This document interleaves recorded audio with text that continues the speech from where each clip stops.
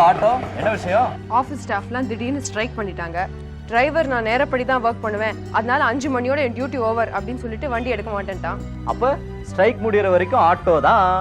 ஒழுங்கா ஸ்கூட்டர்ல கூட்டு போயிட்டு இருந்தேன். அரசனை நம்பி புருஷனை கைவிட்ட கதைன்னு சொல்லுவாங்கல்ல, அதான் இது. அரசனை நாளைக்கே சரி பண்ணிடுவேன். அதை சரி செய்ய இந்த புருஷன் ஸ்கூட்டர்ல தான் போகணும். இந்த சாக்கிலையாவது நான் உங்க கூட வர முடியும்னா அது எனக்கு சந்தோஷம் தானே தவிர வருத்தம் கிடையாது. ஸ்ட்ரைக்குன்னு சொல்ற, என்னென்ன கோஷம் போட போறானுங்களோ, என்னென்ன கோரிக்கை வைக்க போறானுங்களோ, உனக்கு தலைவலி ஆரம்பிச்சிடுச்சு. என்ன தலைன்னு ஒண்ணு இருந்தா தலைவலின்னு ஒண்ணு இருக்குன்னு சொல்றியா? தலைவலின்னு ஒண்ணு இருந்தா தைலோன்னு ஒண்ணு இருக்குன்னு சொல்றேன். இந்த ஸ்ட்ரைக்கை பேச்சுவார்த்தை மூலமா தீர்க்க முடியும்ன்ற நம்பிக்கை எனக்கு இருக்கு. நம்பினார் கெடுவதில்லை.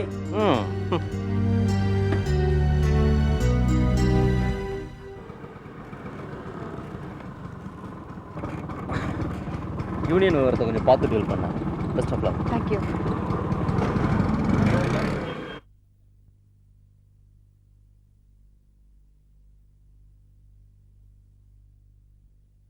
எம்டி ஊர்ல இல்லாத நேரத்துல நீங்க எல்லாம் இப்படி நடந்துக்கலாமா?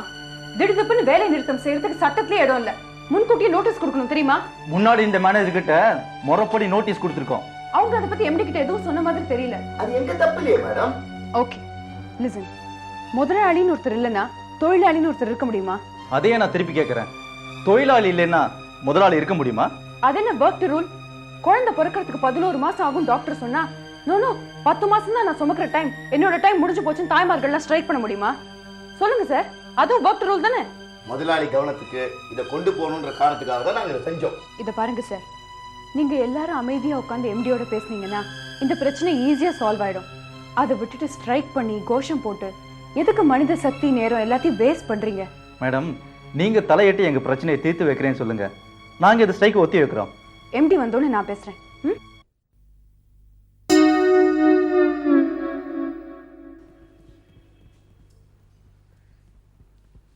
டெல்லி சம்பந்தி, இது ஏயா உனக்கா எவ்வளவு கஷ்டப்பட்டு எவ்வளவெல்லாம் ஏற்பாடு பண்ணியிருக்கேன், நீ பாட்டுக்கு தரையில் கடந்து போராடுறிய. என்ன ரிலாக்ஸிங்க? நான் ரிலாக்ஸிங் இல்ல, பல்பீர் சிங். நாசமா போனேன், இதையே எத்தனை வருஷமா சொல்லி கழுத்த இருப்பீங்க. சாஸ்திரி சார், சர்தார் கொசுவலைக்குள்ள படுக்காம அவுட்டர்ல படுத்திருக்காரு. இருப்பா, கேட்டு சொல்றேன். ஏயா கொசுவலைக்குள்ள படுத்தாதான் தூக்கமே வரும், அது இல்லாமல் நான் தூங்க மாட்டேன்ட்டு வற்புறுத்தி கொசுவலை வாங்கிட்டு வர சொன்னேன். இப்போ என்னன்னா கட்டி கொடுத்தாக்கா வெளியே புரடுறியன்னு அர்த்தம். அதுல ஒரு பெரிய ரகசியமே இருந்து. எதுல? கொசுக்கு புத்தி ஜாஸ்தி. நான் உள்ள இருக்கேன்னு நினைச்சுட்டு அதையே சுத்தி சுத்தி வரும், அதான் நான் வெளில வந்து படுத்துக்கிட்டேன். நான் கூட தான் நீ கொடையே எடுத்துட்டு போகாம கொஞ்சம் கூட நனையாம வந்தேன். அது எப்படி? மழையே பெய்யலையே. கொண்டுடுவேன் கொண்டு.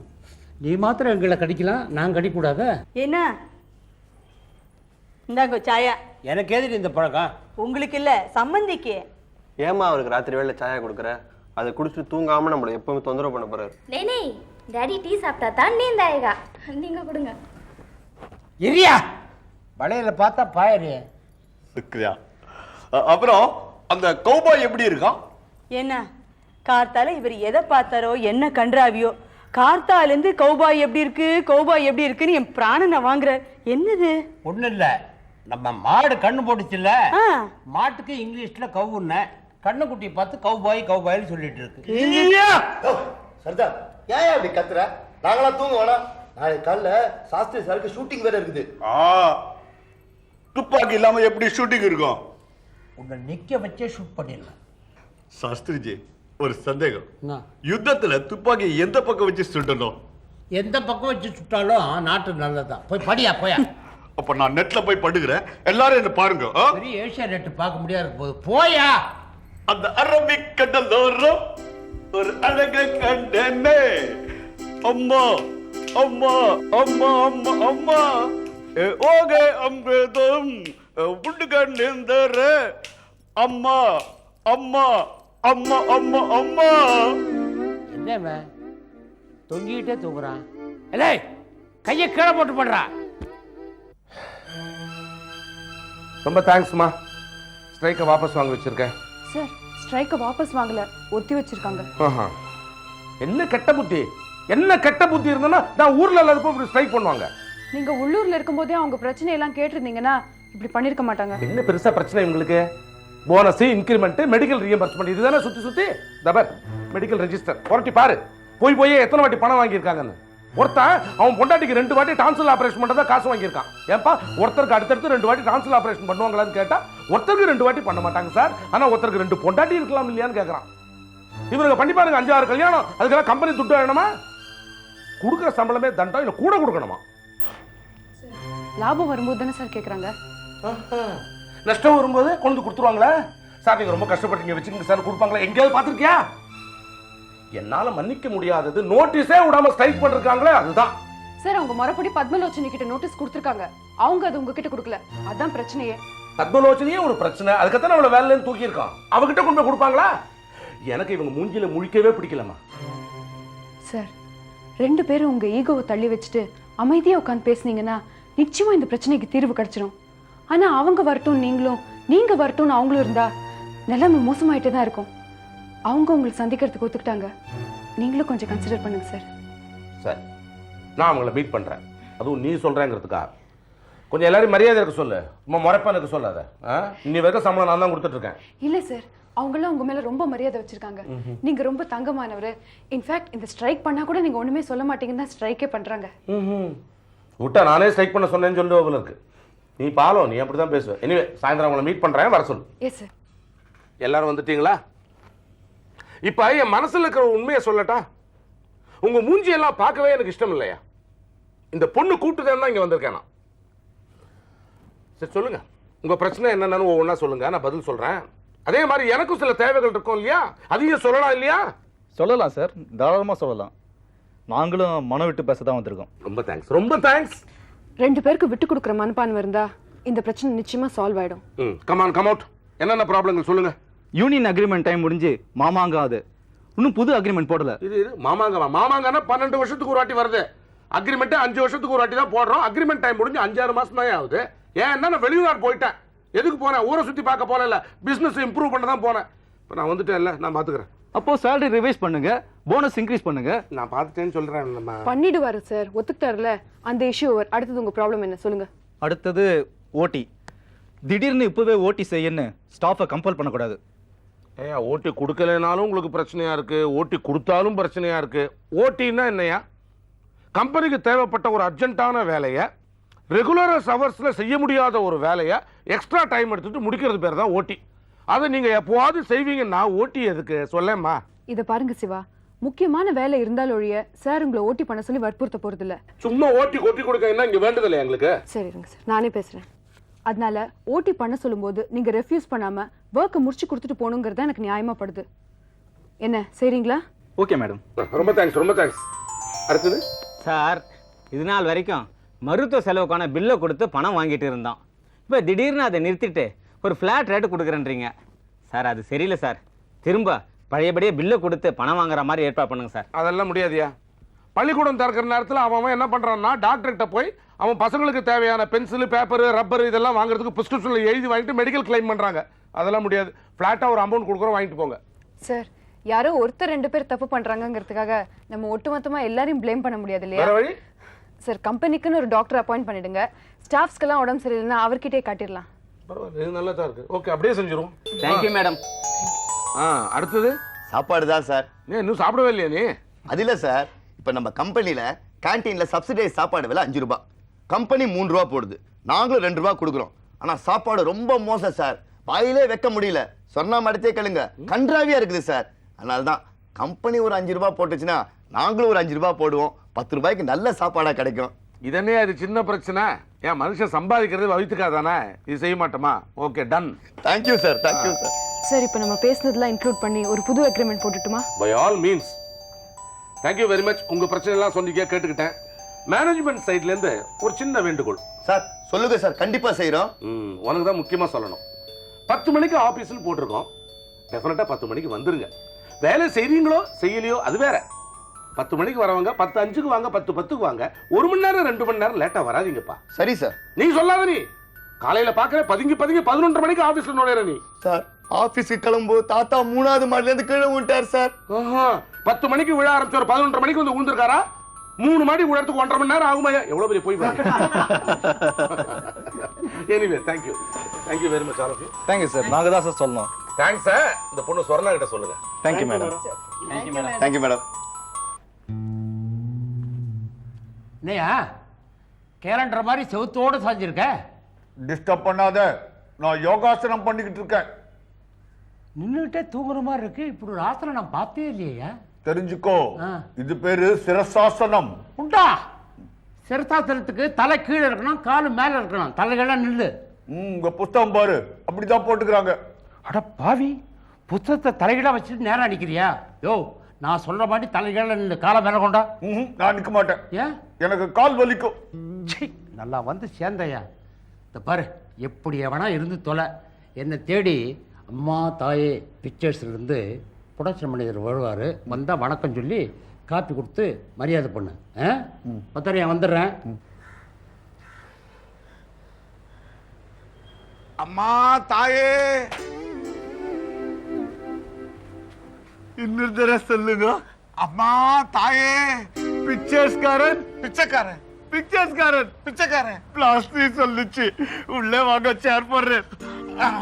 நீங்க எது போடுறதா இருந்தாலும் இங்கே போட்டுருங்க. இல்ல உள்ளே வாங்க, சேர் போடுறேன், காபி போடுறேன், உள்ளே உட்காந்து சாப்பிடலாம். ஐயா, நான் உட்கார்ந்து சாப்பிட்டு பழக்கப்படாதவன். உள்ளே வந்து உட்கார்ந்து சாப்பிடுறதா தர்மம். தர்மம் இன்னும் உள்ள இருக்கு. பிளாஸ்டிக் சொல்றீங்க. உள்ள வாங்க, அட உள்ள வாங்க, வாங்க வாங்க, அட வாங்க வாங்க வாங்க வாங்க வாங்க. உட்காருங்க, தைரியமா உட்காருங்க. என்ன சாப்பிடுறீங்க? Coffee, tea, Bournvita? இந்த வெயிலுக்கு கொஞ்சம் மோர் கொடுத்தீங்கன்னா நல்லா இருக்கும். மோரா? கொண்டாரு. பஞ்சமா பாதகம் பண்ணிருப்பான் போல இருக்கு. அதனாலதான் பிச்சைக்காரனை விழுந்து விழுந்து கவனிக்கிறான். மோர் சாப்பிடுங்க.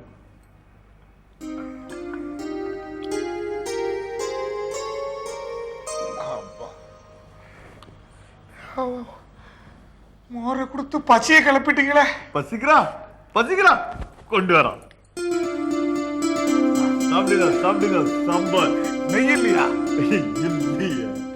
நெய் இல்லாம என்னையா சாப்பாடு சாப்பிடுறீங்க? அந்தமா இப்ப சாம்பார் சாப்பிடுங்க. போதும். தண்ணி வைக்கலையே, போய் கொண்டாட. இப்படி ஒரு சத்திரம் இருக்கிறது தெரியாம போச்சு. அம்மா தாயே என்ன கூப்பிட்டு உட்கார வச்சு சோறு போடுறானுங்களே. நம்ம ஆளுங்களுக்கெல்லாம் இதெல்லாம் சொல்லிடணும்.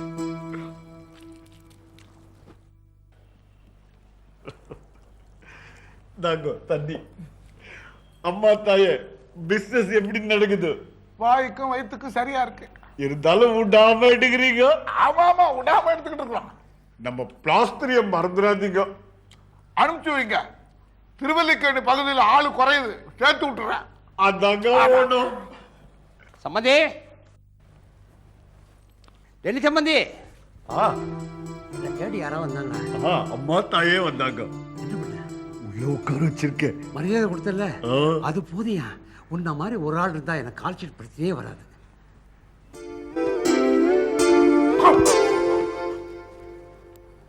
யாருங்க நீங்க? பிச்சைக்காரன். பிச்சைக்காரன்? சம்பந்தி, டெல்லி சம்பந்தி. ஏயா, ஒரு பிச்சைக்காரனுக்கும் புரொடக்ஷன் மேனேஜருக்கும் வித்தியாசமே தெரியல உனக்கு? அம்மா தாயே சொன்னா. பிச்சைக்காரன் அம்மா தாயேன்னு சொல்லாம ஹலோ அத்தியும் பேரனா சொல்ல அறிவு கட்ட முண்டும். அவரை ஒண்ணு சொல்லாதீங்க. ரோட்ல போற என்ன கூப்பிட்டு உட்கார வச்சு சோறு போட்ட தர்ம பிரபு, அவரை திட்டாதீங்க.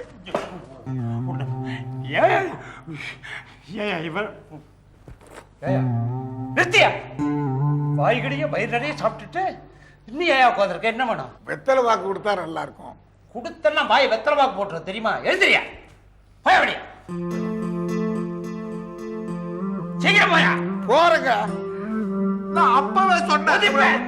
ஒதிப்பேன், போயிடு. போயிடுறேங்க. போயிடு. பெரிய ஊர்வசி போற, அங்கேயே பார்த்துட்டு இருக்கிறேன். யோ, உன்னால் நான் படுற பாடு போதையா. இனிமே யாராவது வந்து அம்மா தாயேன்னு சொன்னா அவனை வாசல்லையே அப்படியே அனுப்பிச்சிடும். இல்லை உன்னை டெல்லிக்கு. 4 பேர் சாப்பாடியா?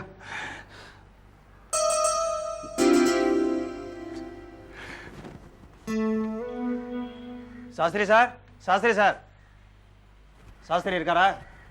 நீங்க யாரு? அம்மா தாயை அம்மா தாய சொல்லாத. எக்கச்சக்கமா ப்ரோக்ராம் சொல்லணும்யா. சாப்பாட்டு நேரம், பசி காது அடைக்குது.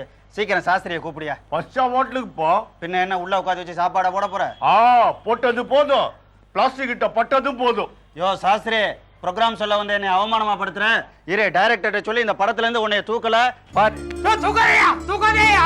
நீதான் தூக்கிட்டு இருக்க. சாத்தப்பா, சாத்தப்பா. நான் கூப்பிடுறேன். சோத்தப்பன், சோத்தப்பன். வாய் மேல அடிப்பேன். சும்மாரியா? என் வயிற்றிலேயே மண்டை போட்டு போல் இருக்கையா. ஏன் பிராண்டம் வாங்குற? போயா, போய் புழக்கடையில் போய் உட்காரியா. இந்த பழக்கடையில உட்கார்ந்து நமக்கு பழக்கம் இல்ல. சரியா, உனக்கு எங்க உட்கார்ந்து பழக்கமோ அங்க உட்காரியா. திராப போயா, போயா.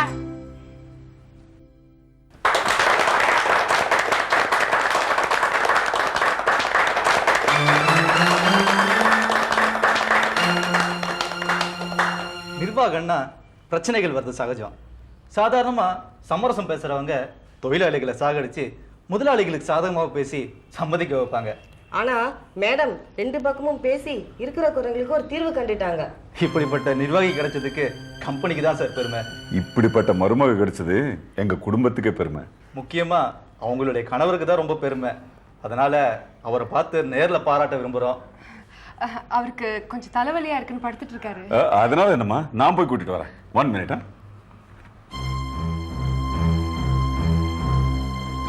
கார்த்திக், சொர்ணா ஆபீஸ் ஸ்டாஃப்ல வந்திருக்காங்க. வரட்டும். கம்பெனி வேலை நிறுத்தத்தை வாபஸ் வாங்க வச்சு சாதனை புரிஞ்சிருக்காரா? சத்தியமா அவ சாதனையில எனக்கு எந்த வேதனையும் இல்லை. உன்னை பார்க்கணுங்கிறாங்க. என்னையா? சொர்ணா சாதாரண சாதனையா செஞ்சிருக்கா. அதனால அவ புருஷனையும் பாராட்டணும்னு வெயிட் பண்றாங்க. வா. அவ சாதனை பண்ணா அவளை பாராட்டி பன்னீர் தெளிச்சுட்டு போட்டோம். நீயும் பக்கத்துல வந்து நில்லு. உன் தலையில 4 துளி பன்னீர் விழட்டான்னு என்னை கூப்பிடாதீங்க. அது எனக்கு தேவையில்லை. சொன்னா இப்பதான் போய் ஆபீஸ்ல ஜாயின் பண்ண. அதுக்குள்ள உனக்கு மாலைகள் மரியாதைகள். நானும் எத்தனை வருஷமா ஸ்கூல்ல இருக்கேன், ஒரு மாலையாவது விழுந்திருக்கா? கவலைப்படாதீங்க, ரிட்டையர்ட் ஆகும்போது கண்டிப்பா செய்வாங்க. என் பொண்டாட்டி அப்பப்ப இப்படி ஜோக் அடிப்பா. ரொம்ப ஜுரமா இருக்கு, எந்திரிக்க கூட முடியல, படுத்திருக்கான். அப்போ பரவாயில்ல சார், நாங்க கிளம்புறோம் சார். வரமா? போயிட்டு வரோம். என்ன பாபா? பங்கு போட்ட சந்தோஷம் ஜாஸ்தியாகும் சொல்லுவாங்க. சில பேர் விஷயத்துல அது குறையும் நினைக்கிறேன். எது வந்தாலும் என்ன பார்த்து பேசுங்க. டேய், நான் உங்க அப்பன்டா.